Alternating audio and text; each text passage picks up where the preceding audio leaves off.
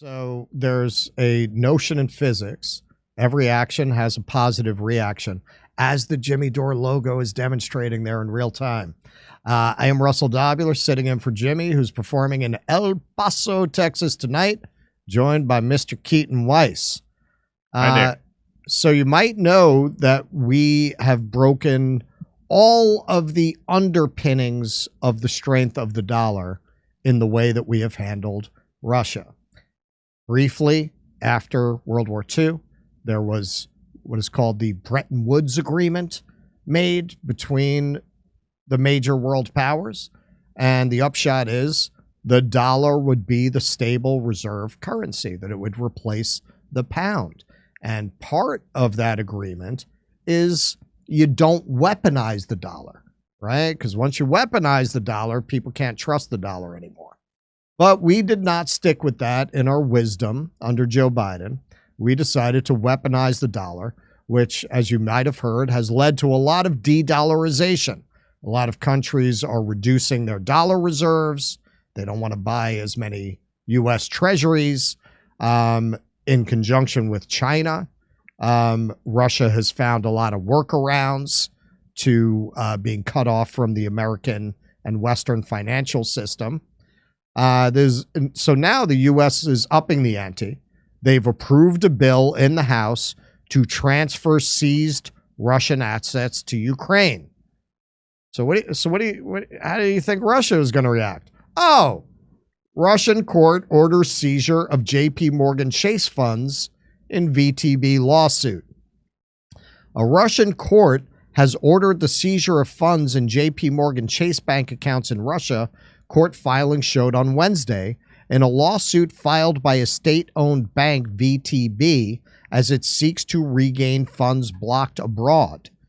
J.P. Morgan Chase last week sued VTB in New York to halt its efforts to recover $439.5 million from an account that was blocked after Russia dispatched its army to Ukraine in 2022 and VTB was hit with sanctions.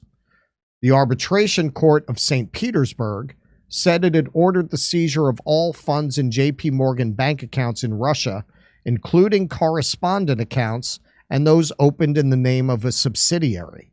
The court said it had not seized securities and property held by J.P. Morgan funds or the jpmorgan.ru domain. In a complaint filed in federal court in Manhattan earlier this month, J.P. Morgan described VTB's attempt to recover the money in Russia as a blatant breach of its agreement to have disputes addressed in New York. The largest U.S. bank said U.S. law prohibits it from releasing the $439.5 million, and VTB, Russia's second largest bank, will try to seize its assets abroad if it prevails in the Russia lawsuit.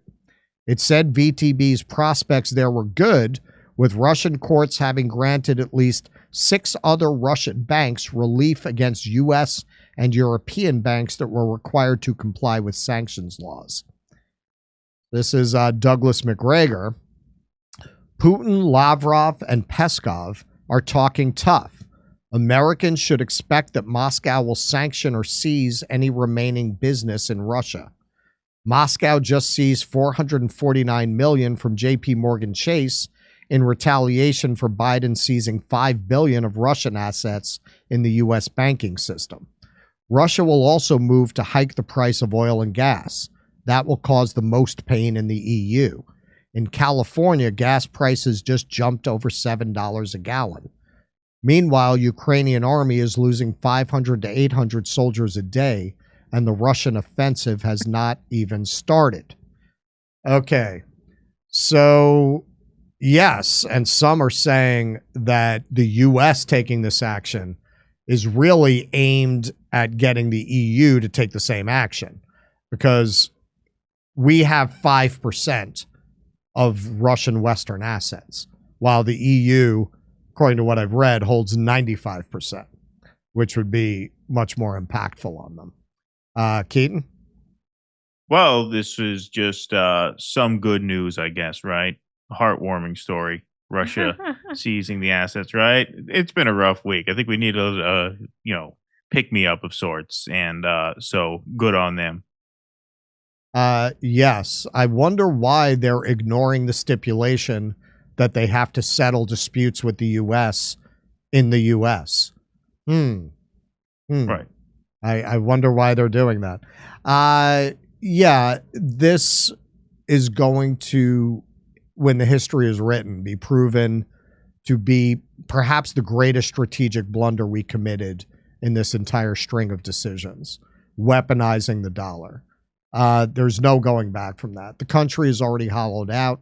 We have no meaningful manufacturing base. Our entire economy is built on financialization, which is essentially smoke and mirrors, dependent on the leveraging of military might to force other countries to supply us with cheap labor and materials. And as soon as that goes away, there's not much left there. What we did have was the dollar being the world's reserve currency, and we couldn't have done anything to make the world lose faith in the dollar more than what we have done. Yeah. No, this country has really turned in. I've made this analogy in the past. I don't think I've ever made it on this show, so maybe this will be the first time any of you hear it. This is really like this country is the New York Yankees at this point. Like, we are the greatest country on earth. Why? How? Because we say we are? I mean, every Yankee game you hear is the greatest sports franchise in history, which is true historically. They've won one World Series in the last 23 years, and that was one that they basically bought the year before. They suck. They suck. They're a fat, decadent, lazy organization that doesn't win anymore. That's what we are. Okay. Misha, and, we're all going to die, so... Yeah. Hey, come see us do a live show in El Paso, Texas, San Antonio, Denver, Colorado, Los Angeles, California, May 19th at the Zephyr Theater. That's a panel show with video.